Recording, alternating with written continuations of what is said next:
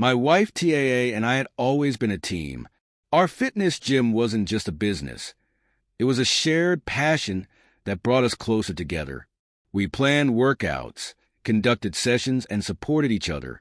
Our gym became a place where people didn't just come to change their bodies, but also to experience the atmosphere we had created.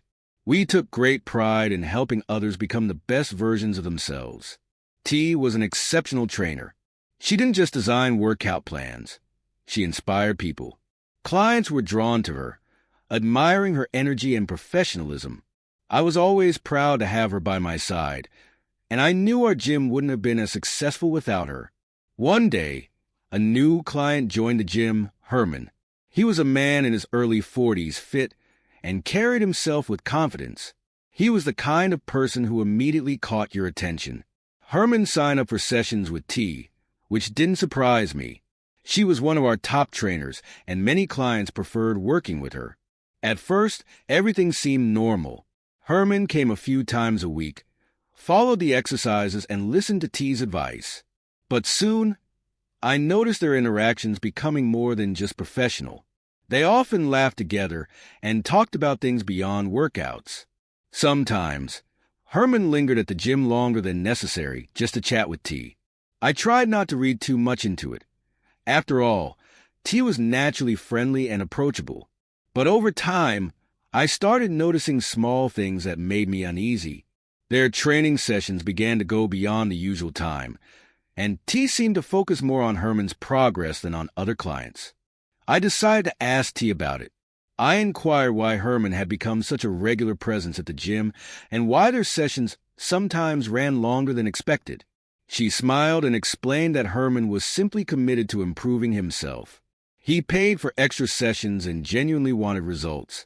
It made sense, but I couldn't shake the doubts that were starting to form in my mind. As time passed, I noticed changes in T. She began paying more attention to her appearance, something she had previously cared less about in favor of comfort. Her energy, which once poured into the gym and our family, seemed to be more scattered. Our evenings, once filled with conversations and shared plans, grew quieter. One evening, I decided to bring up my concerns again. We sat in the kitchen, and I carefully voiced my worries about her relationship with Herman. T reassured me once again, saying it was strictly professional.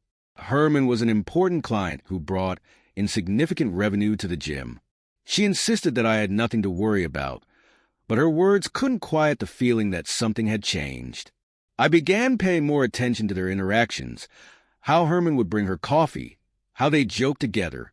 One day, I arrived at the gym earlier than usual and saw them talking. T was laughing, and there was something in her eyes that I couldn't quite place. I struggled with what to do next. On one hand, I trusted T and knew she was devoted to me and our shared business. On the other hand, I couldn't ignore what I was seeing and feeling. These doubts started to affect me. I found it harder to focus on work and often spent my evenings lost in thought, wondering about Herman and his increasing presence in our lives. T continued to insist that everything was fine, but I could feel a distance growing between us. This situation forced me to reflect on what truly mattered to us. Our gym had always been a symbol of our teamwork and unity, but now I wasn't sure if we were still moving in the same direction. I decided to spend more time with T, to remind her of what we shared. We began planning joint workouts and talking more about the future of our gym. I made an effort to show her how much she meant to me. Herman still came to the gym, but I tried not to let it consume me. Instead, I focused on strengthening my relationship with T. I realized that while I couldn't control her choices, I could ensure she felt loved and appreciated. Then, the entire situation began to change. One day, my best friend John and I decided to have a casual get-together in his backyard. It was one of our traditions, meeting up now and then to talk about life, share some laughs, and unwind from the daily grind. John was the one person I could trust with anything. He knew me better than anyone and never hesitated to tell me the truth, even when it was hard to hear. That evening, as the coals crackled in the grill, our conversation unexpectedly turned to relationships. John noticed I seemed tense, and asked what was going on. At first, I attempted to brush off my growing unease, but John's persistent concern eventually got through to me. I opened up, sharing my worries about Herman, the changes in T's behavior, and the rising doubts that gnawed at me. Despite my efforts to fix things, John listened intently, offering no interruptions. When I finally finished, he let out a deep sigh and said, "Anthony, I know you always try to stay fair and compromise, but this is too obvious. If you don't act now, you could lose much more than just trust." His words hit me like a hammer. John raised several valid points, reminding me that I'd been ignoring the situation for too long, hoping it would resolve itself. His honesty gave me the strength I needed to take action. A few days after our conversation, I started looking for signs that could help me understand what was really going on.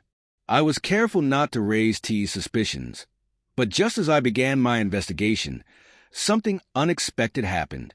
I received a call from an unknown number. "Hello, is this Anthony?" A woman's voice inquired.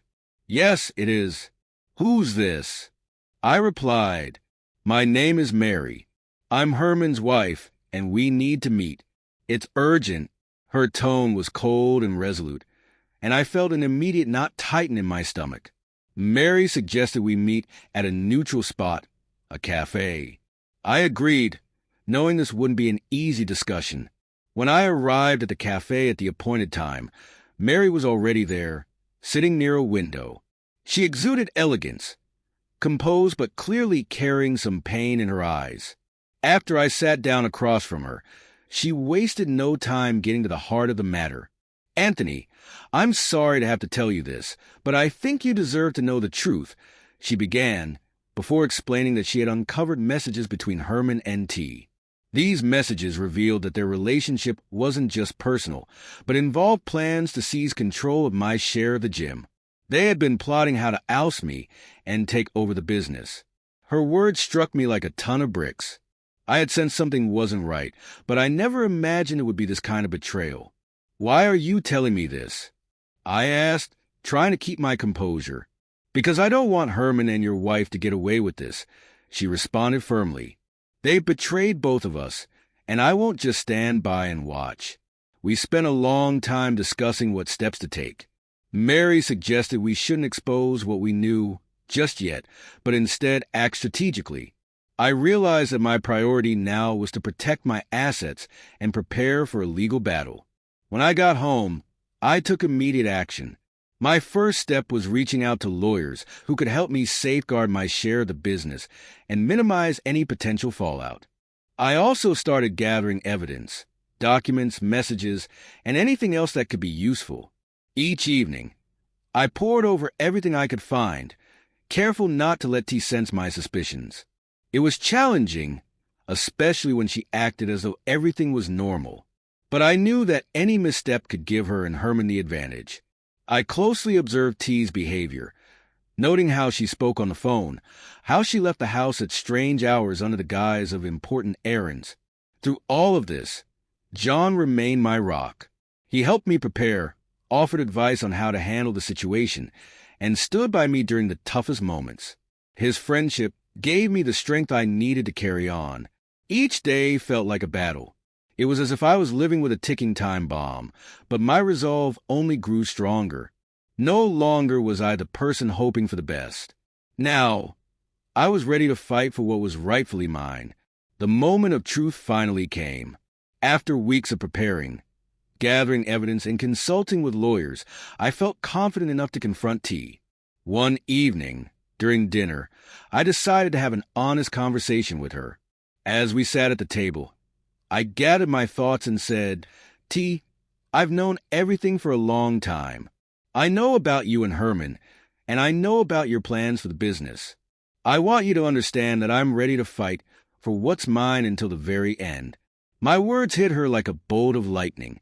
T froze, her face cycling through shock, anger, and panic in mere moments. She then began yelling, accusing me of destroying our marriage. It was a complete meltdown, but I remained calm. "I gave you a chance," I said. "But now, I need to protect what I've built." That night, T packed her things and left. She moved in with Herman, but that didn't stop her from continuing to fight for her share of the business. Herman, with his wealth, stood firmly by her side. The legal battle began, and it was an incredibly tough time, but I was ready. I had strong legal representation, and most importantly, the unwavering support of my family. T's parents, upon hearing of her betrayal, sided with me. They were deeply disappointed in her and openly supported me in court. Mary, Herman's wife, also provided crucial evidence that helped prove their scheme. Each day in court felt like a new battle. Herman tried to use his wealth to sway the case by hiring top lawyers, but I was better prepared. I knew the truth was on my side, and that knowledge gave me strength. Mary remained by my side, offering both legal support and emotional comfort. As the case dragged on, my relationship with Mary began to change. We spent hours discussing strategy, preparing documents, and supporting one another through the most difficult moments. A special bond began to form between us. When the court finally issued its verdict, a wave of relief washed over me. We had won. My share of the business was secure, and T and Herman were dealt a clear defeat. It wasn't just a legal victory. It was a moral triumph. I had done everything in my power to protect what mattered most. That evening, after the verdict was announced, I decided to celebrate with Mary. We met at her house, where a bottle of wine and some light snacks were waiting. The atmosphere was warm, and we spent hours talking, reminiscing about the hard times, and even laughing about how Herman had tried to wriggle his way out of his lies in court. "You know, Anthony," Mary said, looking at me with gratitude, "I don't even know how I would have made it through all of this without you." I smiled and replied, "It's mutual. You were my lifeline during all of this." As the night went on, the emotions, combined with the wine, led us to embrace. It wasn't just a physical connection. It was the release of all the feelings and experiences we had shared. That evening marked the beginning of a new chapter for us. Mary and I were no longer just allies fighting a common enemy. We had become something more to each other, and together we embarked on a new journey, free from lies and betrayal.